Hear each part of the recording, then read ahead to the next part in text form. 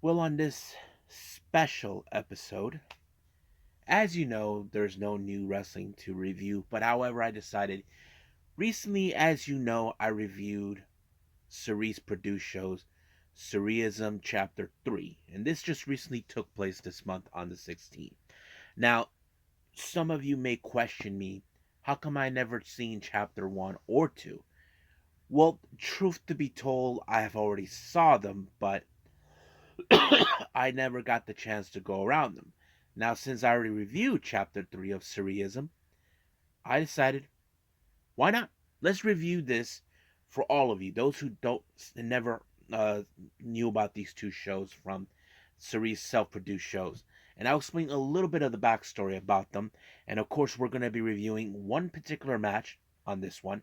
It also features Mustafa Ali making his French debut at an independent promotion down there, APC Catch, where he faces their top star.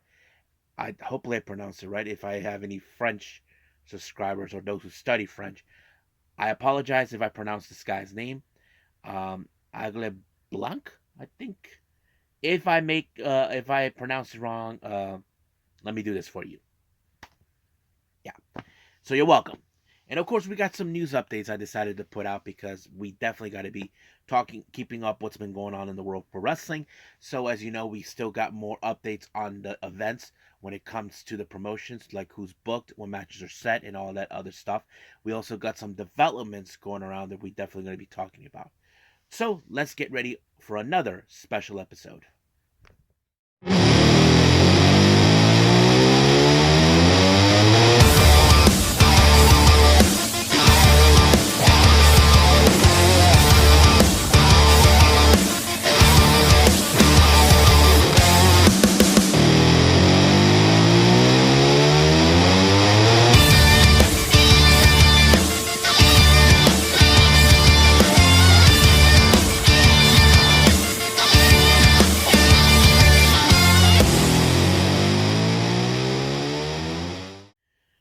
Welcome, everybody, to another DWZ special episode. I think this is number 3 as we proceed, where we do things very different. Now, if I was unable to do a review from past events, this is where I'm going to do it for all of you. So, we're going to be doing that. We also do singles matches. If matches that you guys like, I definitely will be review that, and also any other things that I was unable to do it on episodes or other things. This is the episode we're definitely going to do that. I am your host, J Rod here. So if you're new to the channel, welcome. So this is a channel where we do a lot of pro wrestling reviews, where we talk about various promotions such as AEW, NXT, New Japan, TNA, the NWA, and various other promotions. We also do discussion videos, talk about various topics such as the wrestlers, the promotions, faction storylines, whatever we want to get our hands on. If I was unable to put it news updates on this particular video or the episode itself, I can do it on a separate one by itself as well, and various other cool things as well. So if you guys like what you see, please subscribe to us. So click on that subscribe button. You'll be getting a lot of daily reviews and other cool stuff on this channel as well. But if you like this video, please click on the like button or a nice comment in the description down below.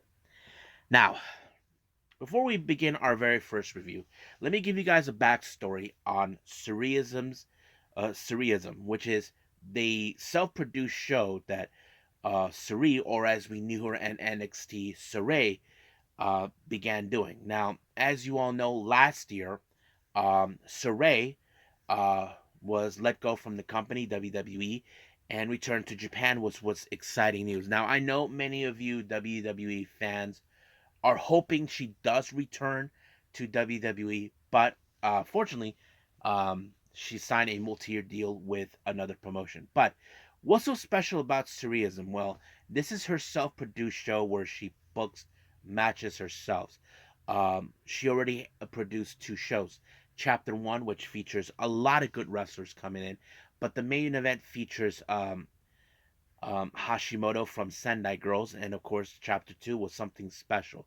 So, Sareee-ISM actually doesn't do these particular shows, like let's say every month, like we do, but it takes like certain times, since Sareee actually is working in various promotions. She made appearances recently in Sendai and Seedling, and other places. She books shows. Now, recently, I did review Chapter 3 on that recently on a previous episode, which was good. However, I never got a chance to do Chapter 2 or Chapter 1 or Chapter 2. But however, I decided to do that. Now, do I find these shows pretty good? I have to say they're awesome to watch. So right now, let's get started with our very first review with this past event from Sareee-ISM, and this one is Chapter 1.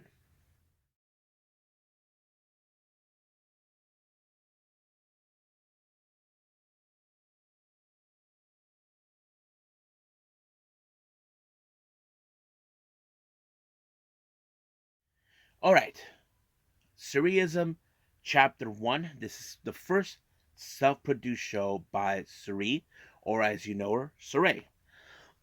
Now, of course, our first match begins with Riko Kaiju from Seedling. She faces against Sendai Girls Yurika Oka.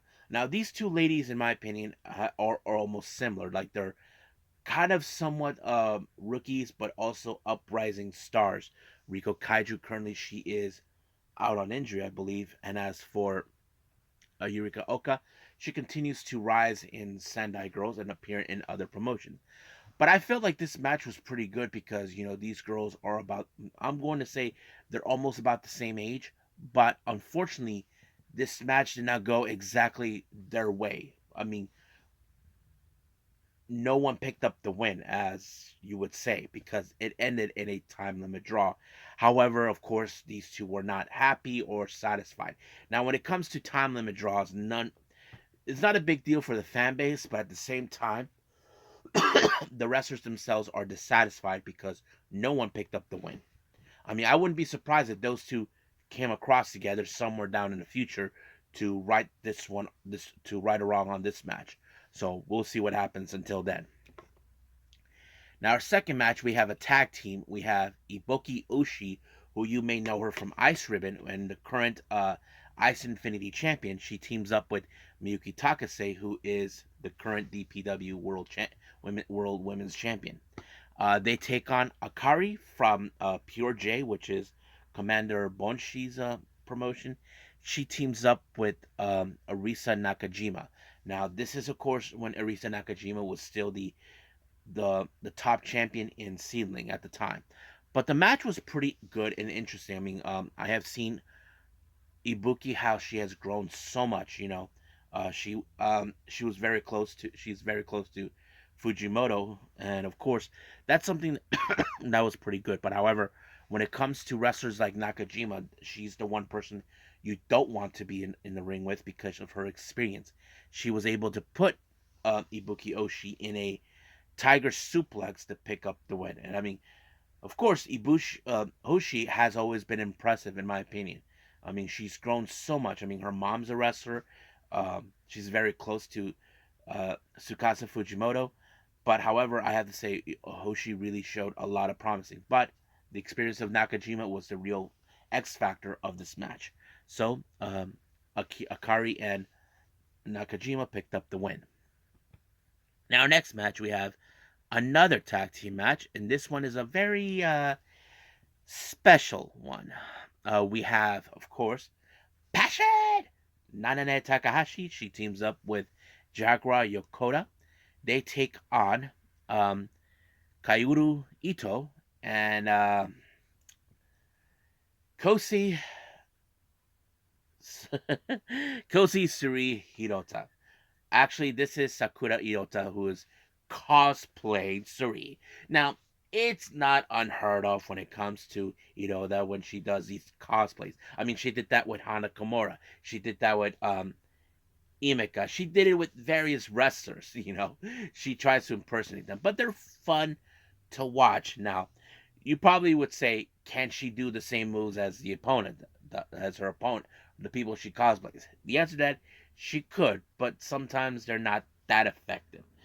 But of course, she was going to be targeted because no one not likes a funny person to play games. But I can tell you this: the Ito was the one who it was Jaguar who put it away with the pile driver, giving her the win. So that's lights out for Hirota for that.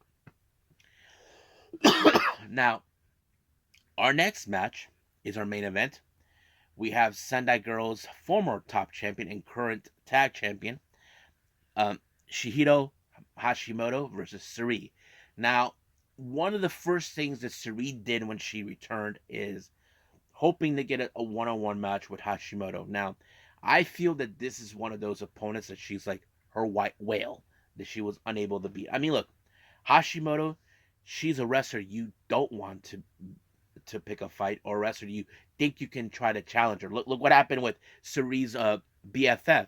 Natsupoi showed a lot of promising in that match, but she was unable to defeat her. So, but the real question is, can Sareee defeat someone so big, so powerful? Well, I have to say, Sareee was pushed to the limit in this match, from what I can see.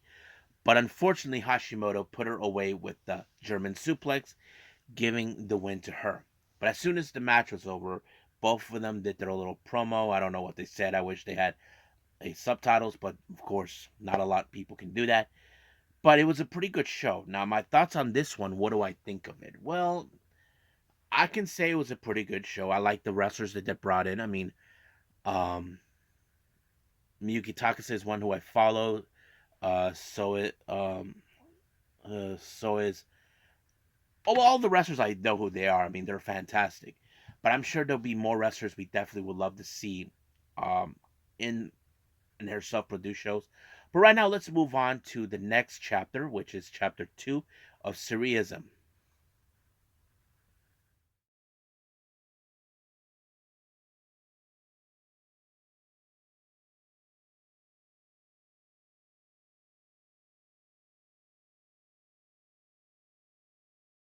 Okay, we continue with more of Saree's produced show, Sareee-ISM Chapter 2. Now, this happened, of course, on the August 4th, 2023. Now, I failed to mention that the first show took place on May 16th.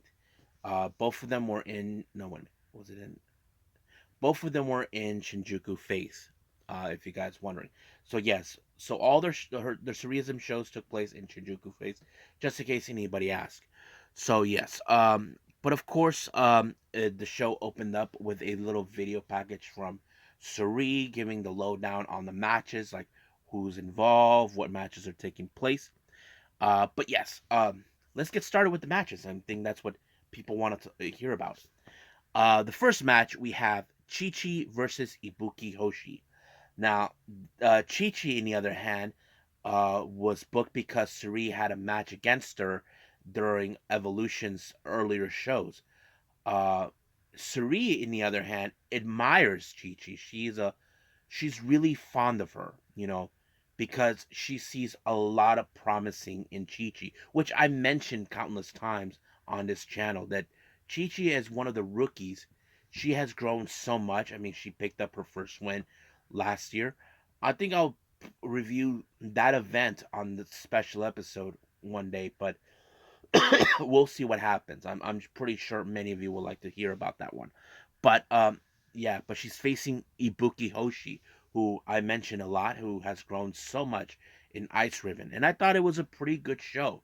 I mean, this put Chi and Hoshi to the test. Now keep in mind, Chi may be a rookie with less experience at the time, but Hoshi has more experience than her because since she's been training at so young, not to mention her mom's a wrestler, she's very close to Fujimoto.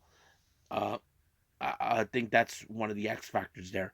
But it was a pretty good match. But however, it was Ibuki Hoshi with a running knee strike to Chi to pick up the win. And I did say Hoshi has grown so much, and I think it's fantastic to see her. But we know that Chi will grow because I did mention she did pick up a few wins here and there, but only time will tell. Our next match, we have a very interesting tag match where we have one rookie teaming up with the vet. That's in both sides. Now, our first team, we have Kizuna Tanaka, who I mentioned. She's the daughter of Minoru Tanaka. She teams up with Jaguar Yokota. They take on Kohaku and Kaoru Ito. I think this was a very interesting match. Now, I like to call Kahuko as the Pro Wrestling Waves Saya Ida because they're almost similar in some ways, not by gear, but by attitude, the way they have that fighting spirit, you know what I mean? I mean, Ida is fantastic, but Hoku is very impressive, how she shows a lot of fire in her. But how is she fancies against someone like Tanaka? Well, Tanaka, we know she's also rookie, but they both team up with veterans.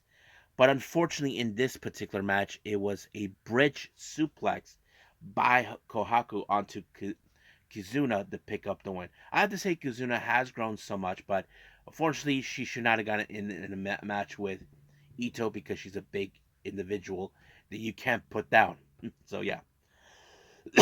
Moving on. We got singles action. We have Miyuki Takase taking on Miyu Momono. Now, Miyu Momono at the time was the AAAW champion before she lost the belt to Mayumi Osaka. But it was a good, impressive match. I mean, Miyuki Takase has more experience than Miyu Momono, but Miyu Momono is a rising star. She has shown a lot of promising in Marvelous. But the real question is how this match was going to be. Simple.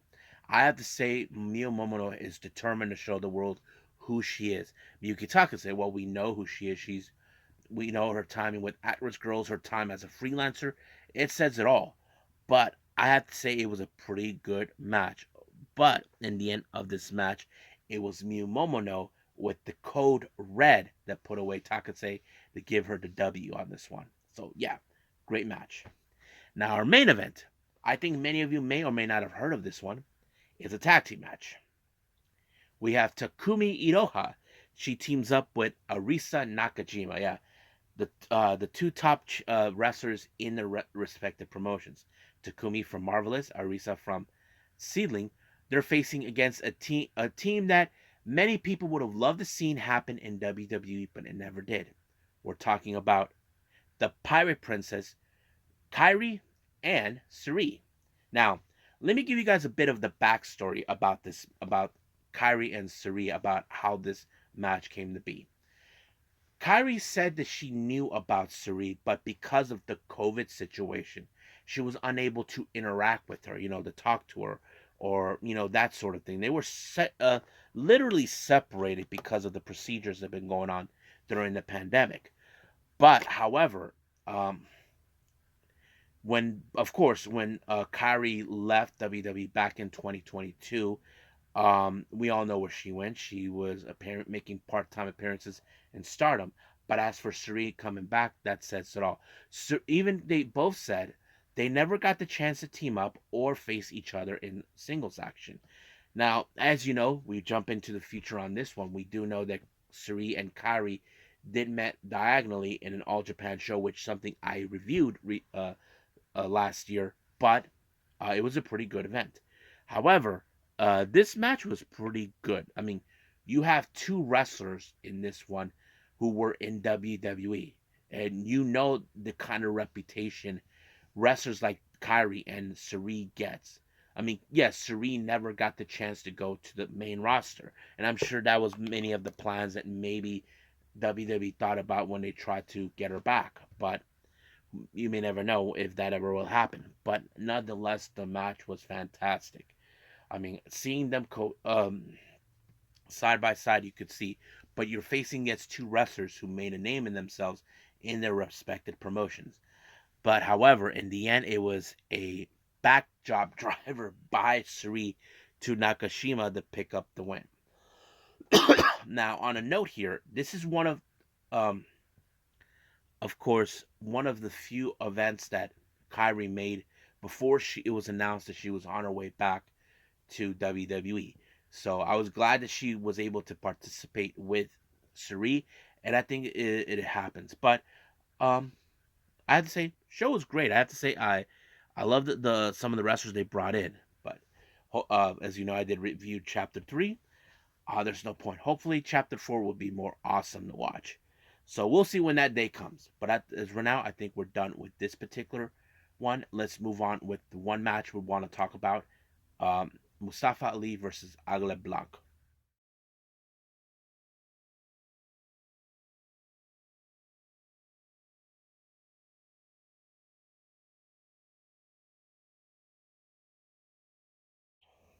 Our only match review. Now, before you guys ask me about this one, yes, this is a match between Mustafa Ali and French wrestler, hopefully I pronounce it right, Aigle Blanc. Now, before I proceed into the match, you probably will ask me, J Rod, how can I find this? Well, go on YouTube and find it. But I will add the description of that link on the description down below so you guys can see it.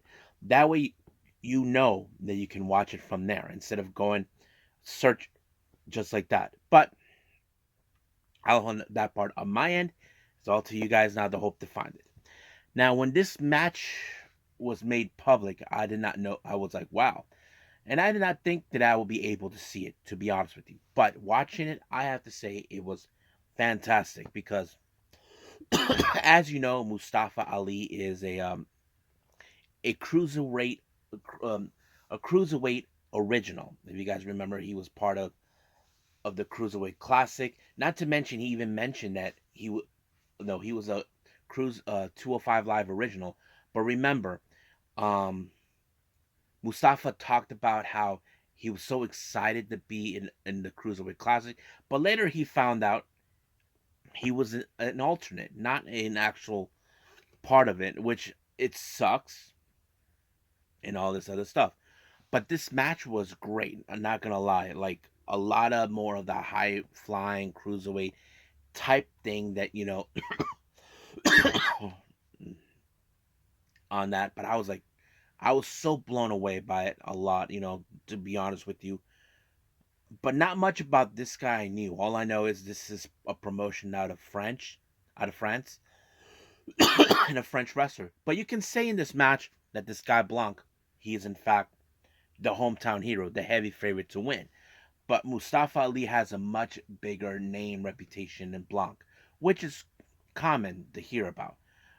Now, you know that this was going to be a good match from the very beginning, all the way to the end. But this match ended with Mustafa Ali, in fact, putting a submission move onto a Blanc and picking up the win. Now, I did mention this about a promo that he put it out. He did state it that the upper management in WWE said that nobody will ever cheer or chant the name Mustafa Ali. And of course, you hear the boos.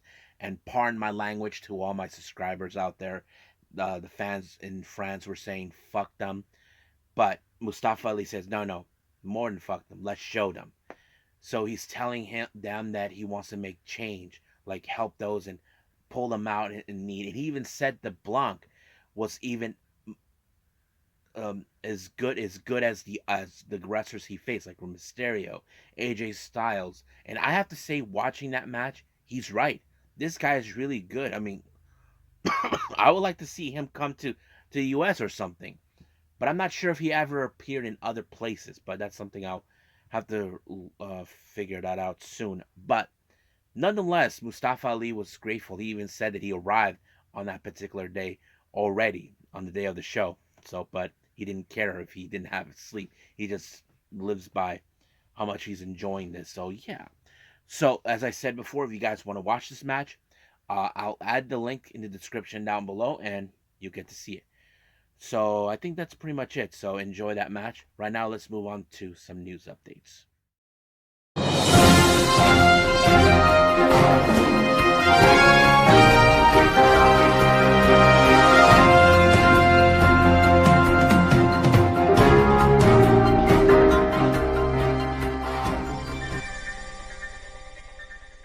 Okay, so welcome to our news update. So as you know, normally I do this during the reviews, but this time let's do it. I want to keep up with everything that's been going on. So let's begin with our GCW updates for the Touch the Sky event that will take place in Dallas on February 23rd. They announced that Monster Sauce, Alex Zane and Lance Archer will be making their debut as a tag team there. I'm so excited for that. So yeah. Now, they announced Death Match. Excuse me. Well, allergies a little bit, I think. But anyway, GCW announced two death match legends will be making their debut, be making appearances. We have Abdullah Kobayashi, who returns, and of course, this is the debut of Ruji Ito. So this is Ruji Ito's first time appearance in GCW. Now, both of these men will be making appearance in a 2-day show down in Atlantic City at the Showboat in March on the 9th and 10th. Now, no name of the show has been announced, but I'm so excited to see how this one's going to go. Now, West Coast Pro, as you know, they'll be having their next show in February on the 18th for the Under the Bridge show. They announced a interesting tag match. We have Miu Momono. She'll be teaming up with Takumi Iroha. They take on Queen Aminata and Trish Adora. Now, those who know this or not, Queen Aminata did 2 tours with Marvelous about 6-7 years ago, and Queen Aminata did her tour with Marvelous. I think it was late 2022 all the way to early 2023.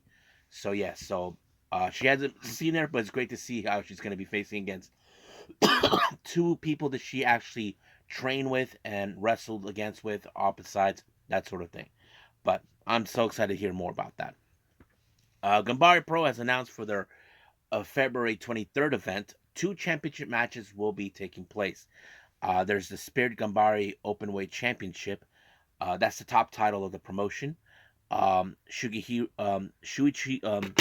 Katsumura will be defending his belt against his own teammate, Takuya Awada. Those two have been teaming, so this is going to be interesting.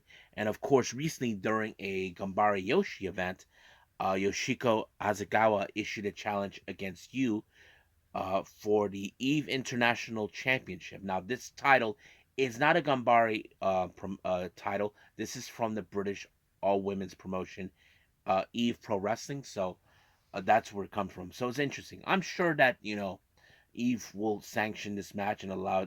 I'm sure they're pretty anxious to sanction this match to happen because they're always looking forward to bringing Yoshi wrestlers into the promotion. As you know, we do have in March on the 24th. The KAOZ 39th anniversary of Blue Demon Jr. They announced a trios match taking place. We have Dark Scoria, Dark Cuervo, Dark Oz, known as La Secta.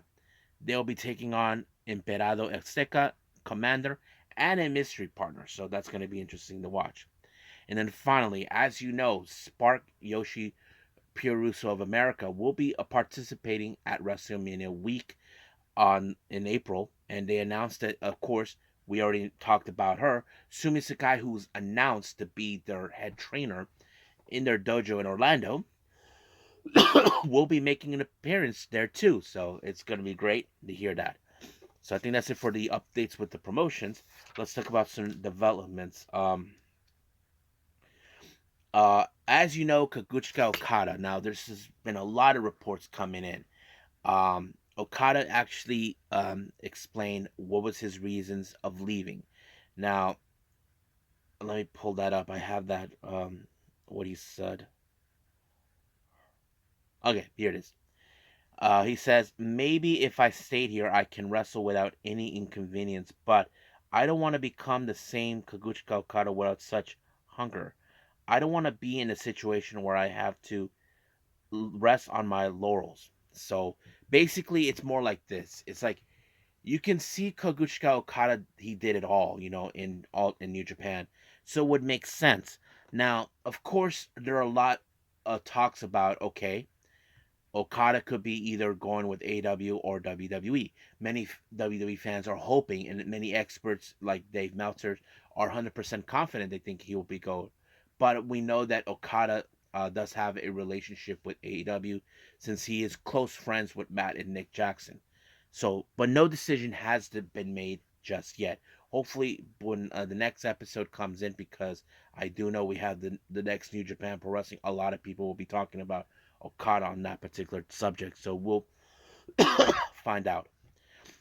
Now, as you know, I've been talking about Shuji Ishikawa, who is leaving the promotion. This stated about what he mentioned on an interview with Tokyo Sports about regarding to the president of All Japan Pro Wrestling. As you know, there's turmoil going around in that promotion, and this is what he said. I wonder if the president really loves the fans. I mean, that is a good question. I mean, we talk about this with Vince a lot, because here's the thing. We all did not like how Vince was running things in the past about not giving the fans what he wants because it was all about what he wanted rather than us, the fans. And I think I have to agree with Ishikawa about that. It's the same thing again, but now certain circumstances are arising regarding about it. But here's what else happened. As you know, Ishikawa has announced to appear at Pro Wrestling Noah. Now, Go Shiozaki talked about him. This is what he had to say. He says, looking to Suwama to save All Japan, he said he's honored that Ishikawa has chosen Noah to have the first match since leaving. He says that he looks forward to Showdown one day. I would like to mow down the giant body. It's what Noah's needs in the heavyweight. So, Go Shiozaki, as you know, he's happy that Ishikawa made his choice, but he's hoping that Suwama could find a way to save the company. What's going on with its turmoil? I mean, we're going to be talking about All Japan in a discussion video after this one, so we will talk more about it. Now, finally, um, as you know, Stardom celebrated 13 years they've been operating, and it's a fantastic time. But here's another interesting factor that was interesting. It's not just the promotion's anniversary, it's the anniversary of the icon. That's right, Mayu Iwatani. As you know, Mayu's been with the company since day one, and she's the only one left standing from the original lineup. So you can say, wow, that is fantastic. Now, Scott Edwards actually posted this out about her stats, and I think this is a good one. We definitely. Now, this is what she did in the last 13 years as the icon, the face of Stardom. She's a two-time World of Stardom champion, two-time Wonder of Stardom champion, IWGP Women's champion, High Speed champion, CWA champion, two-time Goddess of Stardom champion, five-time Artist of Stardom champion, two-time Cinderella tournament winner, five-star Grand Prix winner, Goddess Tag League winner, and of course the ROH Women of Honor champion. and of course, you cannot deny the accolades that she has done it in Stardom, and I think that's something very important. So happy birthday to Stardom, and of course, Mayu Iwatani for some wonderful 13 years. I may not have seen the early years at all, but I continue to learn more about them as I go. So I think that's pretty much it. What we have for our news updates. I think it's time to call it a day. Okay, before announcing what's going to happen on the next official episode, let me explain what I'm going to do next after this video. I'll be doing a discussion video talking about All Japan Pro Wrestling. Yes, as you know, there's been two things that have been talked about with them recently. The potential partnership with WWE, and of course, the turmoil where wrestlers are leaving and distrust towards the president. Now, what's been leading about them, I don't know, but we will get to that in a bit. So as we go, we'll be talking more about them. Now, for the next episode, I did mention we will have, of course, Tuesday Wrestling, which is NXT, and of course, hopefully we have NWA because there's been talk about them being on CW, but we'll see what happens till that. Recently, I just learned that there's going to be a New Japan show, the New Beginning in I forgot where they're going to be at, but yes, so we'll be watching that as well. So for now, we'll just leave it things how it is, and I'll see you guys soon on the next on the DWZ discussion, and then soon on the next episode. So I must bid all of you adieu. So goodbye, and have a nice day. Bang.